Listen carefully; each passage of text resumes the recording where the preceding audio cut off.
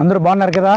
నిన్న దినాల్లో ఏ పేపర్లో చూసినా, ఏ టీవీలో చూసినా మరి జెమిమా జెస్సికా రోడ్రిగ్స్ అని యొక్క క్రిస్టియన్ని మరి యొక్క భారత ఇండియన్ క్రికెట్ మహిళగా ఈమె మనకు కనబడుతుంది.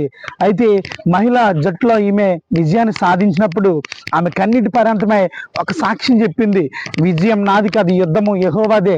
ఎందుకో తెలుసా, నేను ఈ బైబిల్ నమ్ముతున్నా, ఈ బైబిల్ దేవుడు గొప్పవాడు, నన్ను నడిపించాడు, నన్ను గెలిపించాడని బైబిల్ గురించి ఆమె ప్రార్థన జీవితం గురించి కన్నీటి సాక్ష్యం చెప్పింది. ఈ జెమిమా జెస్సికాని మరి అనేక మంది చూసారు, క్రిస్టియన్ మహిళని ఆమెను అవమానపరిచారు.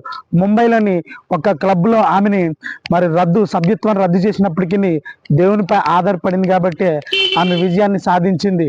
అలా విజయాన్ని సాధించినప్పుడు చక్కటి విజయాన్ని